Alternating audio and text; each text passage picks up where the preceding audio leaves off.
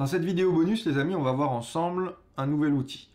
Nouvel outil que j'avais passé sous silence jusque-là pour deux raisons. La première, c'est que je voulais que vous vous familiarisiez avec l'environnement de l'étalonnage et ses différents outils. Et la deuxième raison, c'est que je considère que cet outil est un petit peu plus avancé qu'une simple utilisation pour les débutants et donc qu'il requiert beaucoup plus de maîtrise, de subtilité et de compréhension dans la façon dont vous lisez vos images. Néanmoins, je me dis que plus vous allez avancer dans le logiciel, dans la pratique de l'étalonnage, et plus vous allez vouloir faire des choses un petit peu plus précises et un petit peu plus complexes, et donc vous serez content de trouver cet outil. Cet outil, c'est quoi? C'est ce qu'on appelle en anglais RGB Curves, et en français, vous retrouvez ça sous le nom de courbe RVB personnalisable. On le trouve où? Dans la partie étalonnage, et c'est le premier onglet qui est ici. On clique dessus et ce qui va nous intéresser, nous, c'est le premier point blanc qui est ici. On va faire rapidement le tour de cet outil-là, avec ici sur la gauche un graphe qu'on va venir détailler, sur la droite un petit tableau qu'on détaillera également, et puis quelques outils qui sont ici, qui sont très simples. Celui-ci, on n'a pas besoin d'y toucher parce qu'il est déjà sélectionné sur personnaliser, les autres étant les différents points qu'on avait vus, donc on laisse sur personnaliser. On a la possibilité de l'avoir en grand ou sur un autre écran si on travaille en double screen. On a la possibilité ici de réinitialiser notre composition si on avait travaillé sur un nœud. Et ici, on retrouve quelques paramètres qu'on va venir décrire petit à petit. Ce graphe-là, il est composé en réalité de deux outils qui sont superposés nativement. Celui que vous voyez en dessous, en background, c'est tout simplement un histogramme. C'est l'outil que vous retrouvez ici. Vous voyez, c'est exactement la même courbe avec nos différents canaux. L'histogramme, on a appris à travailler avec. Et donc, il est simplement représenté ici. Et donc, ça nous indique quoi? Ça nous indique de gauche à droite l'intensité des pixels qui se situent dans chaque canal RVB. Donc, on voit que dans une image comme celle-ci, qui est un portrait de Diane, on voit qu'on a beaucoup de pixels dans des zones qui sont beaucoup plus des basses lumières, un petit peu des moyennes, et on a très peu de pixels dans nos hautes lumières. On voit que c'est une image qui est assez sous-exposée. Donc ça, c'est la première chose.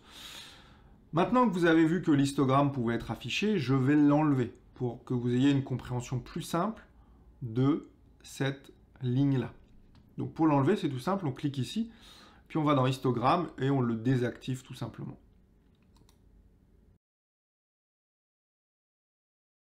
Cet outil-là va nous permettre de pouvoir être beaucoup plus précis dans la façon dont on va pouvoir passer d'une zone de tonalité à une autre zone. Quand on parlait des tonalités, on avait tout ce qui était basse lumière, moyenne et haute lumière. Avec cet outil-là, on va pouvoir travailler sur des zones intermédiaires. C'est-à-dire une zone, par exemple, entre les basses lumières et les hautes lumières, et une zone entre les moyennes et les hautes lumières, ce qui nous ferait 5 zones, qui est la base du travail avec ces courbes-là. Mais avant de venir à ces points-là, qu'on va pouvoir ajouter sur notre courbe, voyons comment cette courbe elle est définie. En bas, ici, on a donc notre premier point qui, lui, correspond à nos basses lumières. Le lift qu'on retrouve ici. Le travail qu'on a ici avec notre petite roue, donc je remets à 0, c'est exactement la même chose que le travail qu'on peut faire ici. On va venir juste après voir un petit peu comment ça se passe. Et le point qui est ici, lui, correspond à nos hautes lumières.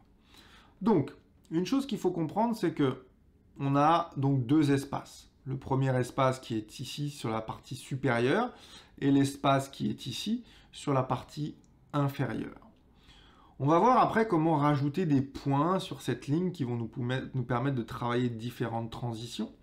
Mais il faut déjà comprendre que tout ce qui est dans cette partie-là, va être considéré comme augmenter la valeur de notre point. Et tout ce qui est en dessous va être considéré comme diminuer la valeur de notre point. On va mieux le comprendre une fois qu'on va installer les points, mais déjà c'est important de comprendre que tout ce qui se situera dans cette zone, c'est considéré comme je diminue la valeur, et tout ce qui sera considéré dans cette zone sera considéré comme augmenter la valeur. Donc, Prenons nos hautes lumières, d'accord? Ce point-là, eh bien, j'ai la possibilité de le bouger. Vous voyez que si je le bouge vers la gauche, d'accord, je vais le bouger vers la gauche, donc je reste dans cette zone-là. Si je le bouge vers la gauche, regardez ce qui se passe au niveau de l'image. J'augmente mes hautes lumières, d'accord? Là, c'est complètement explosé. Mais donc, vous voyez ce que je peux faire en bougeant le curseur de ce côté-là. A l'inverse, si verticalement je descends le curseur, vous voyez ce qui se passe? Eh bien, je diminue tout simplement jusqu'à éteindre complètement mon image. Donc ici, j'augmente. Ici, je diminue. Ça, c'est pour mes hautes lumières. Même principe pour mes basses lumières.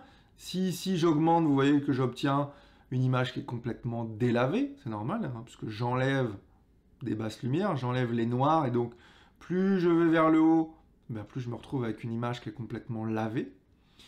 Et sur la partie horizontale, plus je vais vers la droite, et plus vous voyez que je suis en train de crusher mes noirs complètement pour perdre beaucoup de détails dans mon image jusqu'à la fin où j'ai plus du tout d'image.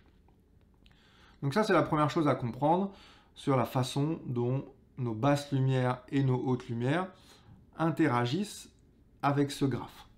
On voit par exemple que si j'inverse ces deux pôles, si par exemple je monte complètement ici mes basses lumières en haut et que je descends complètement mes hautes lumières, on voit que j'ai maintenant une image qui est complètement inversée. Et donc ça va être un principe qui est important sur le travail avec ce graphe, c'est qu'en fonction des différents points, on va le voir juste après, qu'on ajoute sur cette courbe, eh bien jamais, je dis bien jamais, un point qui est situé plus bas sur la courbe ne doit dépasser verticalement un point qui est plus haut, sous peine eh bien, de créer différents artefacts. On voit que si les deux sont au même niveau, les basses et les hautes lumières, eh bien on voit qu'on obtient une image qui est complètement grise. D'accord? Donc je reviens à la normalité de mon graphe. Je disais donc que cet outil nous permet de travailler sur des zones de transition. Et donc on peut placer des points sur cette zone. Comment on place des points? Eh bien tout simplement en cliquant dessus sur notre souris, côté gauche de notre souris, on vient placer un point. Et à partir de ce moment-là, donc là j'ai placé un point qui est situé approximativement au milieu, c'est-à-dire pour mes moyennes lumières. Ce point-là, je peux en cliquant sur ma souris, eh bien, le déplacer dans l'espace. Je peux, vous voyez, l'augmenter. Donc par rapport à ce que je vous disais, cette zone-là, j'augmente. Donc si je suis dans mes hautes lumières, eh bien, dans mes moyennes lumières, le fait de pousser ce petit bouton vers le haut me permet d'augmenter la luminosité globale dans mes moyennes lumières. Et puis si je veux descendre la luminosité dans mes moyennes lumières, eh bien, je fais la même chose. Donc vous avez la possibilité de travailler de façon verticale ou travailler de façon horizontale. Donc voilà, ça c'est de cette façon-là qu'on positionne les points. Pour effacer, on clique tout simplement sur le clic droit de la souris. Ou si on a fait trop de bêtises, comme je le disais, on peut réinitialiser ici. Donc, le fait de travailler avec des points va nous permettre d'être beaucoup plus précis dans certaines zones de l'image. Donc, on peut placer différents points. Voilà, par exemple, ici, ici et ici.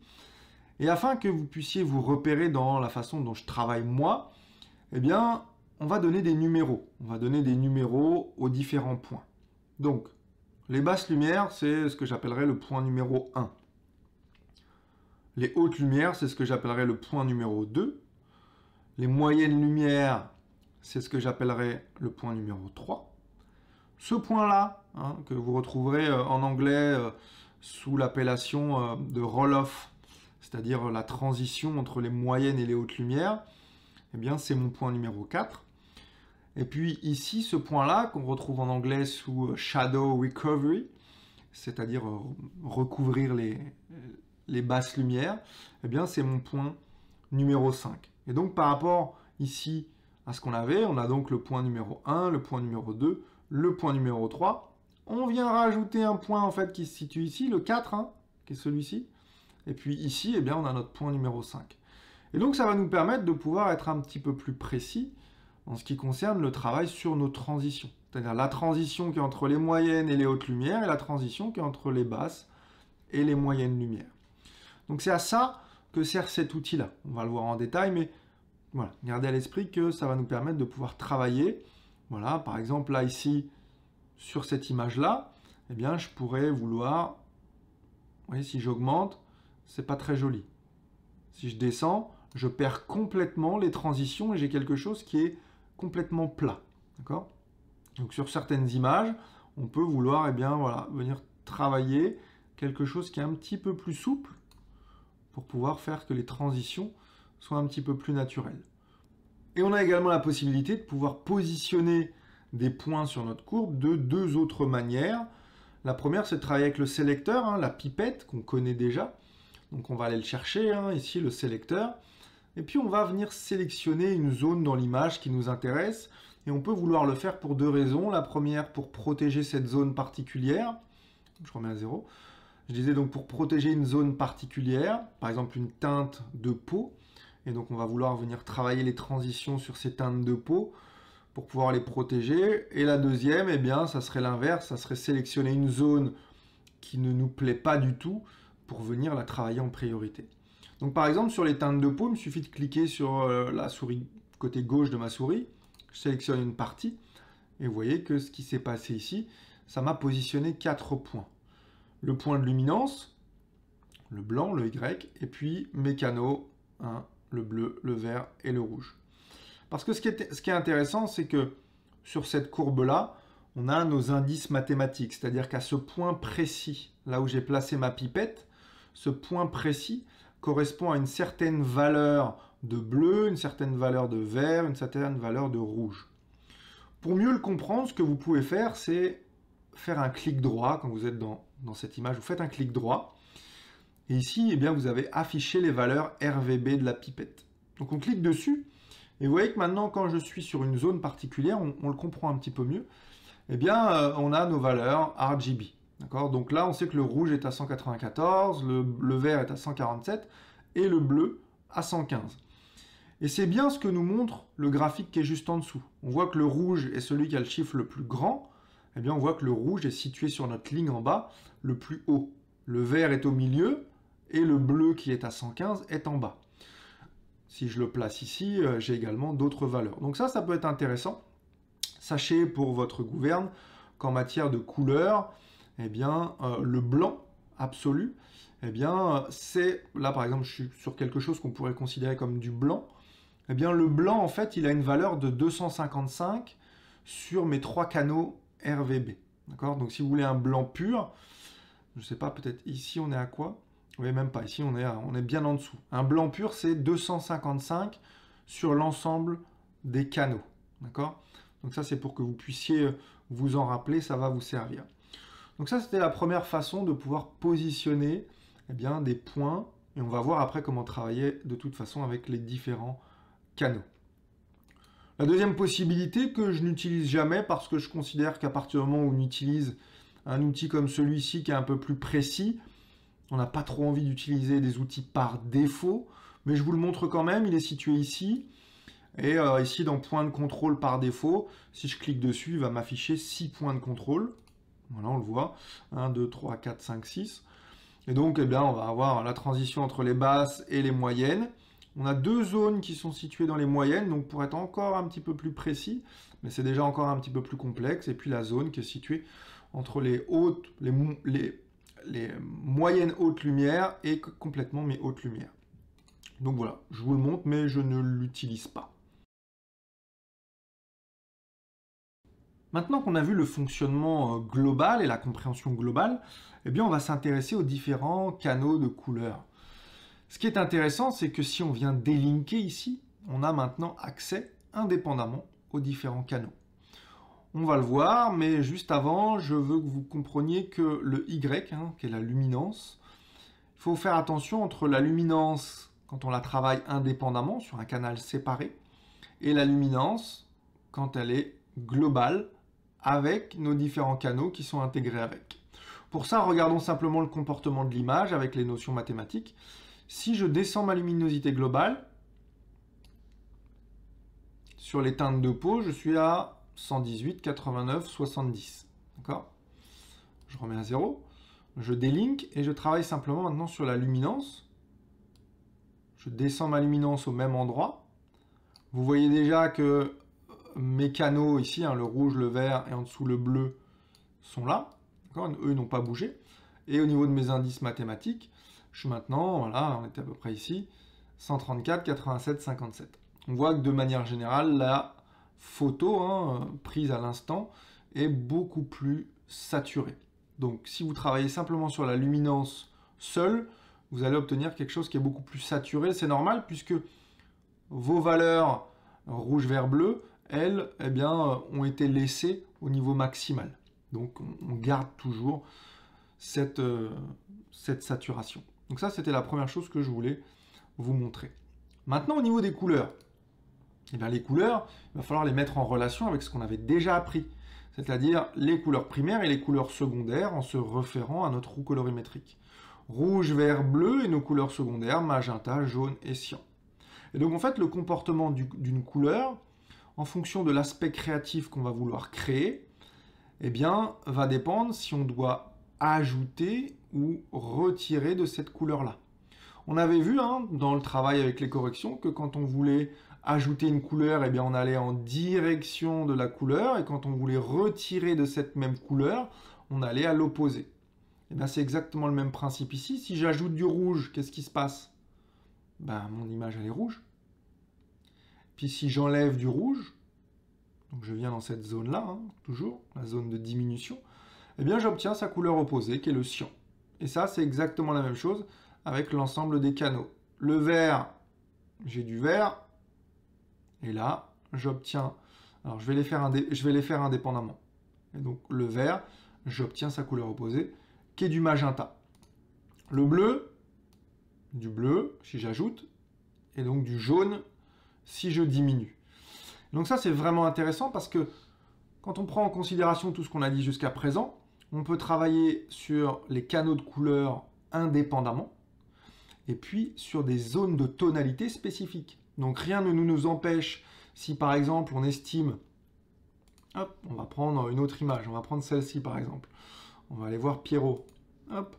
Si on estime que dans une image particulière, on a, voilà, dans une zone de tonalité, des couleurs qui ne nous plaisent pas, eh bien, par exemple, on pourrait considérer que, voilà, je vais augmenter un petit peu, on pourrait imaginer que les teintes de peau de Pierre, eh bien, sont un petit peu magenta. On pourrait vouloir les neutraliser un tout petit peu.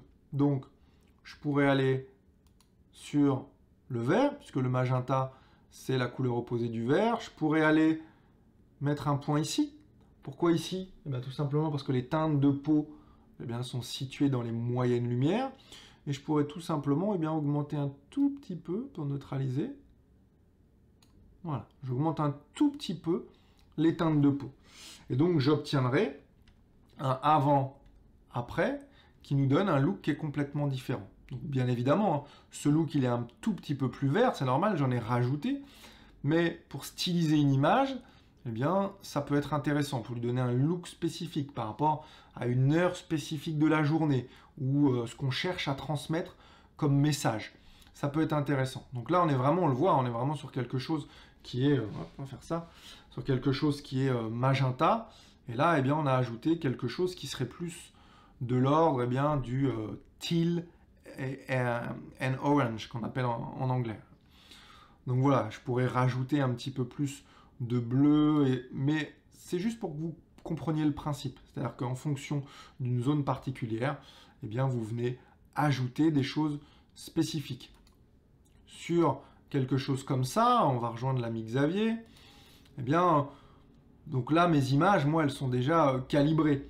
Mais en fonction de ce qu'on veut travailler, par exemple, si on veut, dans les basses lumières, venir, hop,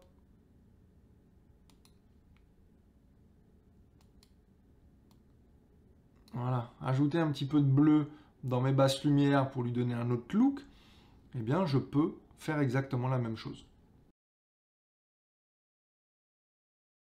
Ce qu'on vient de voir, eh bien, c'est une utilisation avec les canaux RGB qui présente la particularité de pouvoir faire des looks créatifs, des choses comme indiquer au spectateur, comme je le disais, une notion de temps, hein, à quelle heure de la journée se situe notre action, mais une utilisation plus simple est simplement le travail des transitions sur la luminosité de notre image. Et donc quand on parle de courbe, quand on parle de linéarité, de progressivité, eh bien on a le spline. Le spline, on le retrouve dans Fusion, on le retrouve dans la partie montage, pour pouvoir bien être plus fluide. Parce que vous voyez que si je place un point ici, ben là, le fait que le point soit seul, ça ne me pose pas de problème. Mais si j'en place plusieurs des points, ben, je peux vite arriver à des choses un petit peu plus funky si je ne maîtrise pas. Et là, en l'occurrence, eh bien, je me retrouve avec un Avengers qui va exploser. Donc, ce n'est pas forcément ce qu'on veut dans la vie de tous les jours. Donc, le spline, eh bien, on le trouve ici. Clique dessus, on peut le sélectionner. Et à partir de ce moment-là, si je viens cliquer ici sur mes basses lumières, j'ai un point qui s'affiche, qui est directement relié à ce point-là. Et vous voyez ce que je peux faire? Je peux tirer dessus, je peux le déplacer dans l'espace, dans sa partie supérieure, je peux descendre de l'autre côté. Et donc, j'influe sur mes basses lumières, soit pour contraster un petit peu plus mon image, soit pour la délaver encore un peu plus. Et je le fais de manière bien, très progressive. Donc là, si je viens cliquer sur mes hautes lumières, soit de ce côté-là, soit de ce côté-là, et si je fais un avant-après, vous voyez que j'avais ça au début, là c'est complètement lavé. Donc pour une image comme celle-ci, on n'aurait pas fait une courbe dans ce sens-là. On aurait fait une courbe en sens inverse. J'aurais probablement été comme ça. J'aurais défini mes hautes lumières de cette façon-là. Voilà. Si j'avais voulu chercher quelque chose de plus contrasté à mon image initiale. Donc j'avais mon image initiale qui est celle-ci, qui est l'image finale de mon projet, un projet sur lequel je voulais quelque chose de voilà, un petit peu délavé pour qu'on ait vraiment cette ambiance atelier. Mais si je cherche à créer quelque chose d'un petit peu plus dramatique, eh bien je peux tout à fait créer ça. Donc le travail avec le spline, que ce soit d'ailleurs sur la totalité ou sur les différents canaux, je peux faire exactement la même chose. Et là vous voyez dans mes basses lumières, j'ai rajouté comme tout à l'heure un petit peu plus de cyan dans mes basses lumières et tout de suite, eh bien j'arrive sur un look différent. Donc intéressant de travailler avec le spline. Et puis attention parce que donc là j'avais simplement, et je dirais 99% du temps on travaillera avec le spline sur les basses et les hautes lumières, avec de temps en temps un travail sur les moyennes, c'est-à-dire la transition. Mais vous voyez que si on ne maîtrise pas, ça peut vite devenir très funky. Vous voyez, d'un côté comme de l'autre. Donc il faut faire vraiment attention à ce qu'on fait. Donc c'est vraiment très compliqué. Et puis si on en rajoute encore plus, bah là le fait de rajouter, bon bah là clairement on ne maîtrise plus notre image. Donc le spline, 99% du temps, réservez-le pour les basses et les hautes lumières. Et vraiment, si vous savez ce que vous faites pour les moyennes lumières, venir créer quelque chose voilà, qui est correct. Pour terminer, voyons un petit peu comment on travaillerait sur les images dans deux cas de figure. Donc le premier cas de figure, donc je vais réactiver déjà mon histogramme. Hop. Voilà, donc comme ça il vient se superposer. On travaillerait de la même façon qu'on travaille avec la correction de colorimétrie primaire, à savoir qu'on viendrait d'abord travailler sur nos hautes lumières, nos basses lumières, et ensuite nos moyennes, et puis on ajuste ensuite les transitions. Donc c'est ce que je vais faire. Gardez à l'esprit que cette image-là, c'est une image qui est finie dans mon projet final, et donc là, eh bien, je vais simplement travailler pour lui donner un autre look. Donc, pour lui donner un autre look, ce que je ferai, c'est que voilà, je viendrai travailler sur mes hautes lumières. Je fais attention, j'ai mes pixels ici qui sont là, qui m'indiquent la partie là où j'ai le plus de pixels dans mon image. Donc je fais attention à ne pas arriver de ce côté-là, parce que si je dépasse ça, cette zone-là, eh bien vous voyez que c'est complètement éclaté. Donc attention à ça, c'est à ça aussi que sert le fait de voir l'histogramme Même si vous le voyez visuellement sur votre image, ça vous permet d'avoir des repères.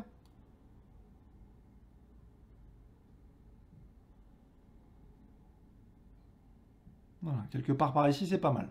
Ensuite, je travaillerai avec mes basses lumières. Donc là, clairement, j'ai des noirs qui sont très contrastés, c'est ce que je voulais dans mon image. Mais si je veux les décontraster un tout petit peu, je vais sur le haut. Si je veux les contraster encore un peu plus, je vais vers la droite. Mais là, voilà, je vais décontraster un tout petit peu tout ça. Ensuite, mes middle, mes moyennes lumières. Et en fait, vous travaillez comme ça. C'est-à-dire que vous travaillez de façon verticale et puis horizontale. Et vous travaillez à la fois visuellement par rapport à ce que vous voyez sur votre image, est-ce que ça vous plaît ou est-ce que ça ne vous plaît pas. Et vous travaillez également en fonction du graphe et de la courbe, c'est-à-dire quelle forme présente la courbe. Donc je prends mon point et je détermine ce que je veux. Voilà, quelque chose comme ceci. Donc point numéro 1, point numéro 2, mon point numéro 3, je viens placer mon point numéro 4, qui est la transition entre les moyennes et les hautes. Et là, je fais attention à mes hautes lumières. En tout cas, la transition entre ce qu'on va retrouver ici, un petit peu dans les nuages.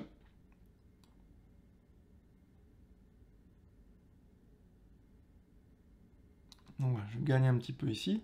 Et mon dernier point, qui va faire la transition entre les basses lumières. Voilà, peut-être quelque chose. Regardez un petit peu de détail, quelque chose par ici. Donc là, on est sur un look qui est complètement nouveau. C'est-à-dire que si on fait le avant-après, j'avais quelque chose qui était beaucoup contrasté ici.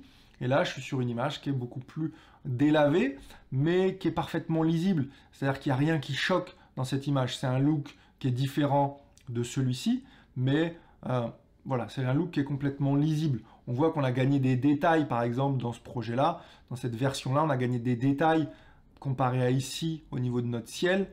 Eh bien, on a gagné des détails. Bon, on en a perdu dans les basses lumières, parce que c'était beaucoup plus contrasté.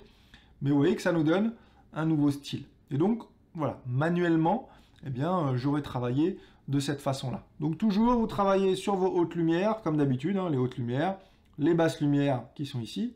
Vous rajoutez un point au milieu, qui sont vos gammas.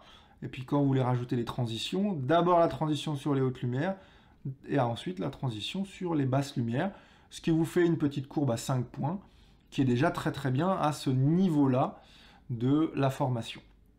On va prendre un autre exemple maintenant, et je vais remettre à 0. Pour ce deuxième exemple, ce que je vais faire, c'est que volontairement, je vais dégrader l'image pour vous mettre dans la situation où vous, nativement, vous avez une image qui est assez dégradée pour que vous puissiez comprendre le process. Ce que je vais faire, c'est que tout simplement sur ce nœud-là, eh bien, voilà, je vais éclater mes hautes lumières.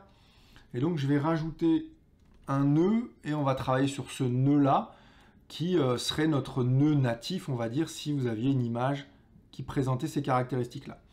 Donc, sur une image comme celle-ci, comment je travaillerai? Eh bien, je viendrai travailler en escalier. C'est-à-dire que pour récupérer des détails, j'irai de façon très très progressive. Et donc, la première chose que je ferai, c'est que je placerai un point très très proche du point de ma zone des hautes lumières. Ici, par exemple. Et à partir de là, je viendrai regarder mon image pour gagner des détails. Donc, je descendrai un petit peu mes hautes lumières. Et je cherche. Vous voyez, je gagne des détails dans ma pyramide. Ici. Je ferai la même chose ensuite dans les basses lumières. Un point très proche de mes basses lumières. Et puis, je remonte. À nouveau un point le plus proche possible de mon nouveau point. Et je travaille comme ça en descendant. Hop, un nouveau point.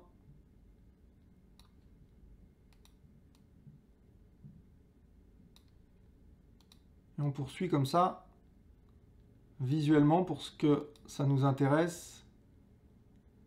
Pas créer d'artefacts bizarres. Essayez de garder une courbe la plus propre et la plus linéaire possible.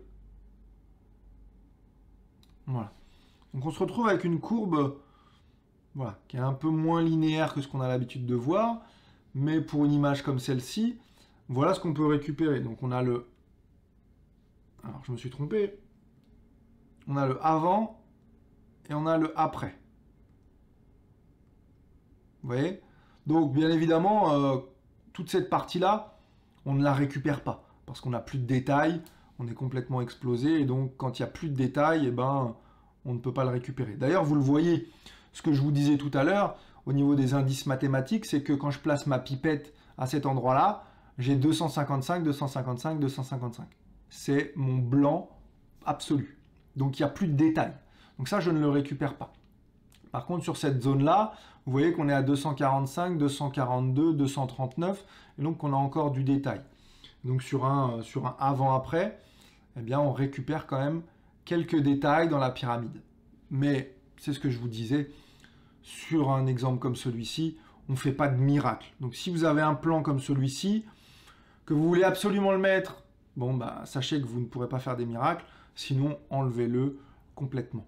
Mais ce qui est important, c'était de comprendre le process, que vous pouvez procéder comme ça en escalier pour créer quelque chose, eh bien voilà, d'essayer de rééquilibrer votre image le plus précisément possible.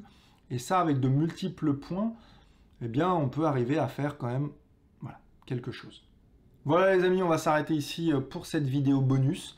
J'espère qu'elle vous a plu. Amusez-vous, amusez-vous avec cet outil, testez, créez, faites des choses qui sortent un petit peu du cadre pour vous approprier cet outil. Et vous verrez que progressivement, eh bien, vous allez le comprendre et vous allez pouvoir eh bien, travailler avec vos images de façon beaucoup plus précise. Allez les amis, on arrête ici et puis on va continuer la formation.